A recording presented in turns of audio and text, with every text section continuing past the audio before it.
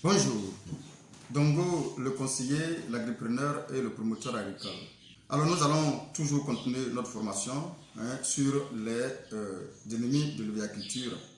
Voilà, nous allons maintenant continuer et nous allons aborder maintenant les acariens.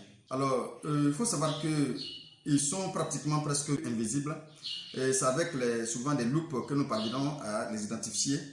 Alors, à la loupe, on va voir que la femelle a une couleur jaune verdâtre avec deux taches dorsaux et latérales tout simplement. Il faut comprendre que le mâle aussi est de même teinte, mais avec des piquetés, et avec des piquetés noires effectivement.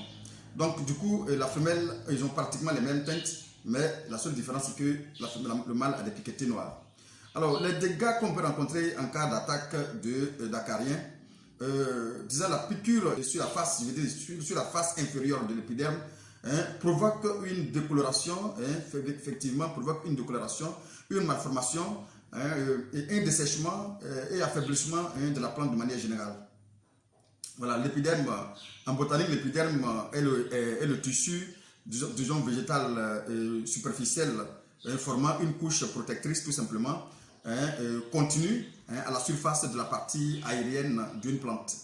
Alors, l'attaque de l'épiderme effectivement aussi entraîne d'importantes pertes en eau, destruction du chloroplaste suivie d'une réduction de l'intensité de la photosynthèse.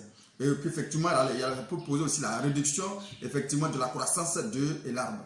Bon, le chloroplaste tout simplement c'est, vous savez, la chlorophylle pardon, qui donne une couleur verdâtre aux végétaux, fait partie des photosystèmes effectivement et a pour rôle de capter la lumière du soleil pour le convertir en énergie au cours de la photosynthèse.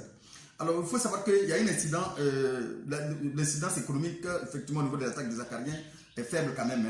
La seule méthode qu'on peut utiliser pour essayer de les éviter, c'est l'emploi des acaricides. Quand ils sont déjà attaqués, quand ils ont attaqué le champ, il faut employer seulement il faut utiliser simplement que les acaricides tout simplement. Je pense qu'il y a beaucoup d'acaricides qui existent sur le marché qui peuvent lutter contre ces insectes-là. Bon, en l'occurrence, il y a le cuivre aussi qui est une puissance acarien qu'on peut utiliser effectivement pour régler ce problème-là. Il faut savoir qu'une fois vous sentez les acariens sur le terrain, immédiatement il faut le traiter. Il faut traiter la plantation, c'est très important. Il faut en même temps traiter, n'attendez pas. Bon, il y a aussi les affections physiologiques effectivement qu'on rencontre souvent dues à ce qu'on appelle la phytotoxicité due à des herbicides et à d'autres substances effectivement. Alors, les causes de phytotoxicité peuvent être dues par exemple à l'utilisation des herbicides au-delà de la dose recommandée. Lorsque vous utilisez vos herbicides qui est au-delà de la dose recommandée, cela peut avoir des incidences sur votre plante. Alors, il y a aussi la mauvaise application de l'herbicide. C'est-à-dire que souvent, lorsque vous appliquez, ça peut toucher les jeunes organes et les feuilles de la plante, tout simplement. Alors, quand ça touche, le plus souvent, quand ce n'est pas sélectif, ça pose problème sur la plante, effectivement. Il y a aussi, bien évidemment, les dégâts qu'on peut rencontrer dans ce cas de phytotoxicité. C'est que sur les feuilles, il y a une décoloration qu'on peut rencontrer, il y a une déformation qu'on peut observer, il y a un dessèchement et voire même il y a la mort de la plante qu'on peut aussi constater. Et sur les tiges de la jeune plante, il y a la décoloration et le dessèchement aussi bien évidemment qu'on peut observer. Le tronc des arbres, il y a un éclatement avec une exsudation de latex. Voilà, tout simplement qu'on peut observer sur les arbres. Et la méthode de lutte, bien évidemment, c'est la bonne application, c'est la bonne formation d'abord de l'applicateur, tout simplement. Il faut que l'applicateur puisse connaître comment il fait le travail. Et il y a aussi un strict respect de la dose et conditions d'application qu'il faut respecter également. Voilà, donc du coup, il y a une possibilité aussi d'utiliser le cache en cas de traitement des jeunes plants, par exemple, de moins de 1 an, pour protéger les tiges non AOT. AOT, je vais dire tout simplement pour vous expliquer terre à terre, AOT, c'est tout simplement lorsque vous avez une plante, toutes les jeunes plantes en pépinière, vous allez voir que plus la plante croît, plus la plante atteint la maturité, vous allez voir qu'il y a une partie qui est marron et il y a une partie effectivement qui continue d'être verdâtre, voilà, tout simplement. Donc la partie marron, c'est la partie AOT, c'est la partie plus ou moins mûre, effectivement mature, presque voilà, c'est la partie AOT là qui commence à prendre la teinte et la couleur marron tout simplement. C'est cette partie qu'on appelle partie AOT. Alors donc du coup, il faut utiliser aussi l'utilisation des herbicides sélectifs. Lorsque vous avez dans un cas pareil, il faut utiliser les herbicides sélectifs qui, par exemple, sélectifs contre les monocotylédons. Alors donc du coup, je vais prendre l'herbicide va tuer seulement que les monocotylédons et laisser les dicotylédons qui sont votre plante de VIH effectivement. Et lorsque vous respectez tout ça, vous allez voir que la plante est saine tout simplement et la phytotoxicité va disparaître tout simplement de votre plantation. Voilà, donc on va parler maintenant de la phytotoxicité aussi en cas d'engrais.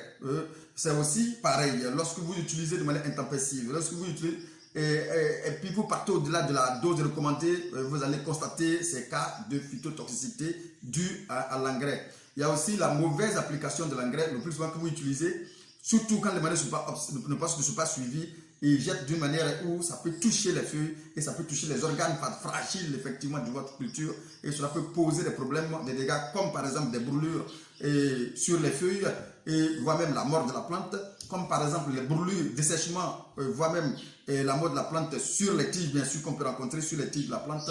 Et on peut aussi voir effectivement, on peut constater aussi sur les troncs des nécroses au niveau des collets. Voilà, donc du coup c'est ce que vous allez observer.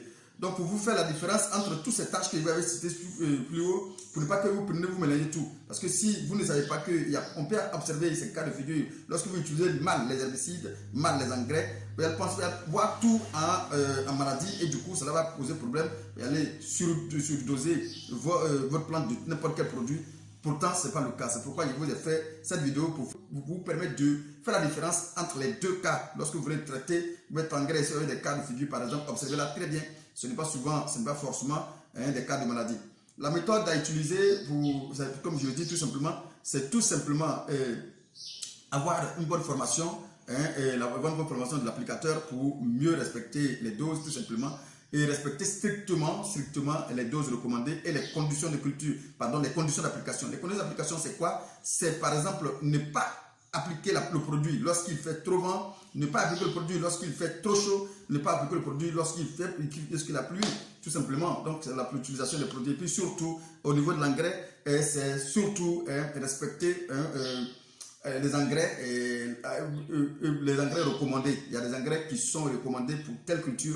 Il faut respecter cela et je pense qu'on va revenir sur le cas des engrais lorsqu'on va attaquer la partie même de la création d'un champ de palmier et de la création d'un champ de VIA bien sûr. Donc on va attaquer cette partie pour que vous puissiez comprendre mieux. Voilà, on va mettre fin ici, là maintenant à la partie des feuilles, aux différentes maladies qui peuvent attaquer les feuilles. On met fin là parce que je pense que c'est le plus important qu'on a cité. Voilà, donc c'est le plus récurrent aussi que nous voyons en agriculture qu'on a pu citer. Alors donc, on va maintenant passer à la partie des troncs, parce que je vous ai dit, on va finir par les feuilles, troncs et racines. Donc, on va maintenant faire les vidéos sur les parties troncs. Merci et bonne continuation.